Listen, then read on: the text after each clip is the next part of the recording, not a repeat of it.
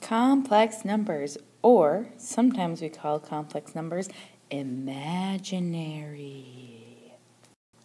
What a complex number is a square root of a negative number. That's why they're imaginary, because you can't take the square root of a negative number. So in order to do that, mathematicians came up with this I term, which would be equal to the square root of negative 1. So whenever you have a negative square root, you can always rewrite it as an I variable. I is an actual number, just like pi is an actual number. These are numbers, it's not just a variable like x, like the unknown. So how would I write this? First, I can rewrite it because since this has this negative, I can take the square root of 18, and then if it's positive, put an I there. And now it's just like what we have done before. I can rewrite 18 as the square root of 9 times the square root of 2, and I still have that I there. The square root of 9 is going to be 3, so I have 3 square root 2 with the I. Once you write it in I terms, it is not in the square root. 3 square root of 2 and then I. The only under the square root is the 2. I is not underneath the square root. Attempt to do these 3 problems by yourself, so rewrite them with I units. The first one you can split up to the square root of 4 times the square root of 3 with an I. So my final answer would be 2 square root 3I. The second one I can rewrite as square root 25I, and the square root of 25 is 5, so my answer would be 5I. The last one I can only rewrite it with in terms of I because you can't do anything with the square root of 7. It would be square root 7I. So that was dealing with imaginary numbers, but now we're getting into a complex number. A complex number has a real part, an actual number, but then also an imaginary part. So a lot of times when we're writing a complex number, the number goes first and then the I unit goes second. When would I need to do that? Right here is when I would need to do that. I'm going to find the sum or difference of I. Now this is where you think of I as like a variable. So if I were to solve this, I would have these two numbers combined together because they have the same unit, so that would be 0. And negative 3i plus 3i would also give me 0. So I'd have 0 plus 0 in here, so the answer would be 0. Now if I'm taking the difference of the number, I have to make sure to distribute. This is like a negative 1 in front. Distribute the negative 1 in. So this would be 5 minus 3i plus 2, because negative 1 times negative 2, and minus 4i. Now when I have this, these are my like terms because they're both imaginary, and these are my like terms because they're both real. So when I combine my terms together, I would have 7 minus 7i would be my final answer. And when you write your complex numbers, again, the real part comes first, the imaginary part comes second.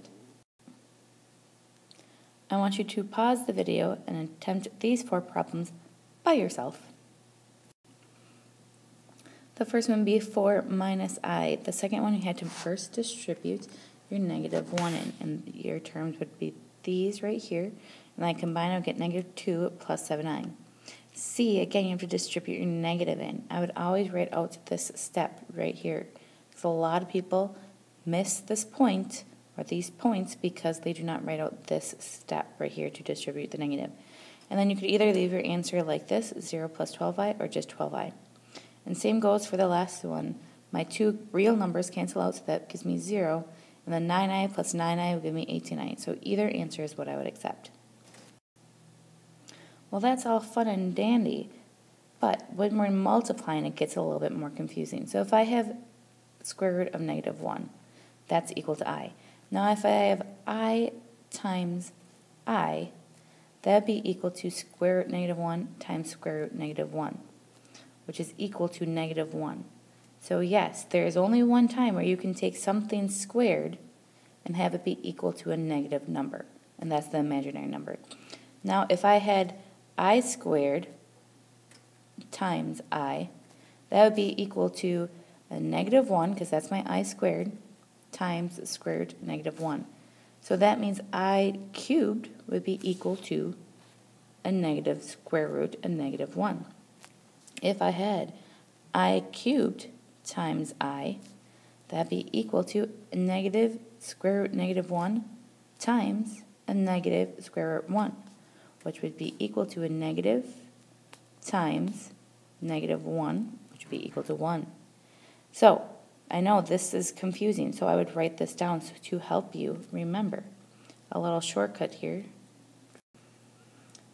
So when you have I, that's going to be equal to square root negative 1. If you have I squared, that's like I times I, that's going to be equal to negative 1. If you have I cubed, that's going to be equal to negative square root 1. And I to the fourth would be equal to a positive 1. So I would write this down as a reference, especially since we're going to be getting into multiplying. So for this first one, I have to distribute this 3i into my parentheses. If I do that, these numbers still get multiplied together, so this become a negative 15i. And if I multiply the second two terms right here, again, the 3 and 2 get multiplied together, so that becomes a 6. And then this becomes an I squared, because I times I is I squared. Now I can rewrite this. I can rewrite I squared as a negative 1. So if I rewrite that, that'd be negative 15i plus 6 times negative 1. And now you should simplify so it looks like your complex number. This is my real part. This is a real number then. So this becomes a negative 6 minus 15i. That would be my final answer. So when I look at the second question, B, I'm going to be foiling it out. So I have my first, which would be negative 4. I have my outside, which would be negative 8i. I have my inside here, which would be negative 3i. And I have my last, which would be a negative 6i squared. Whenever you have I squared, that can simplify, and I can combine these two terms. So this would be like a negative 4 minus 11i minus 6 times negative 1. So a couple things here. First, I can rewrite this term, so it says minus 11i plus 6, and now these two can be combined together. So my final answer would be 2, because that's my real number, minus 11i, and that would be it. I want you to attempt the second one by yourself. Your answer should be 37. The reason why you do not have any i's is because when you do your outside and your insides, those two will cancel each other out right here. So then you would rewrite your x or I squared to negative 1, and then you have a minus negative 1, which turns to plus plus, and that's how you get 37. Attempt these problems by yourself, please, and thank you. Those are the magic words. So the first one, you should get a negative 21. The second one, once you FOIL it out, this becomes an I squared, which is an actual negative 1. So when I combine my like terms, because this turns into a positive 15, then I'll get 23 minus 2i. For the last one, since they're opposite signs in the middle, I know my middle term is going to cancel out. So I multiply my first times my last, and I got this. When I say I squared, I substitute negative 1 in, so 16 plus 5 would be 21. So now what do I do with the quotient? First thing, you do not want to have a square root in the denominator right here. So what you have to do is multiply by its conjugate. If you remember, conjugate is when the middle term cancels out. Just like if I had something like this. Conjugate means it's going to be the same numbers, but opposite sign. However, for this first one, I don't have any adding, subtracting. But I don't want the I in the denominator because I don't want a square root in the denominator. So what you multiply here is 3i on bottom and 3i on top. The reason why I do that is because once I have I times I, it cancels out. So when I multiply this both on the inside, the first term becomes 27i, the second term becomes 36i squared, and the bottom becomes 9i squared.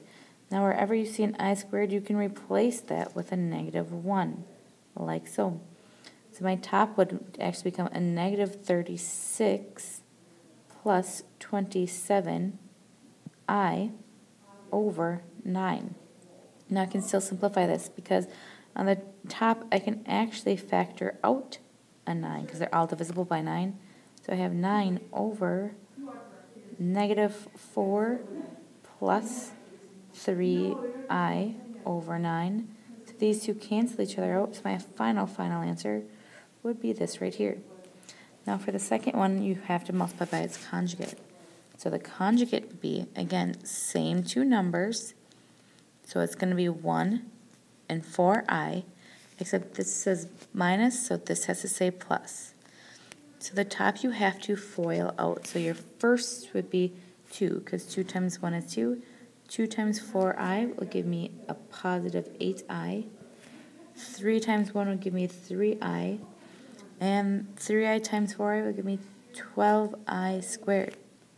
And on bottom, the middle term should cancel out, but I'm going to FOIL out just in case. 1 times 1 is 1. 1 times 4i will give me a positive 4i. And then I have a negative 4i times 1, which would be negative 4i. And negative 4i times negative 4i would give me a positive 16i squared. Again, wherever you see an I squared, you can always replace that now with a negative 1. You could rewrite your whole problem if you want to, but you don't have to. So when I simplify the top, I'd have 2 plus 11i minus 12. On bottom, these two terms cancel each other out, so I'd have 1 minus 16. So my very, very, very final answer would be a negative 10, because 2 minus 12 plus 11i over negative 15. And I don't have anything else that I could factor out that they have all in common, so that would be my final answer.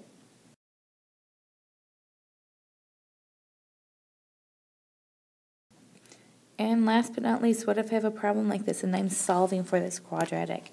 So what are the solutions? So I'm going to solve for this x here. First, I'm going to subtract 32 from both sides of the equation. So I have 2x squared is equal to a negative 32. And then divide by 2 on each side. So I have x squared is equal to a negative 16. I have to take the square root. Now here, I'm taking the square root of a negative number.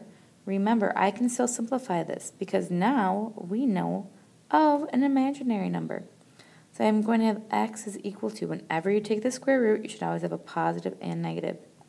The square root, or this can be split up to the square root of 16 and the square root of negative 1. Square root of 16 is 4. The square root of negative 1 is I. So my answer would be plus or minus 4i. So what if I have three terms? Whoa. I'm going to solve these using the quadratic formula. So I have opposite b plus or minus the square root of b squared minus 4 times a times c all over 2a. Now you should simplify just like we have before in the past. In this case, I would get a 3 plus or minus, this would become square root of a negative 31 over 4. 31 is a perfect square. However, I don't want to leave my answer with a negative here. This could be rewritten as 31 and negative 1. So my final answer for this one would be 3 plus or minus I square root 31 over 4. And that right there is our final answer. Have a great, grand, wonderful day, and make sure you took good notes. See ya!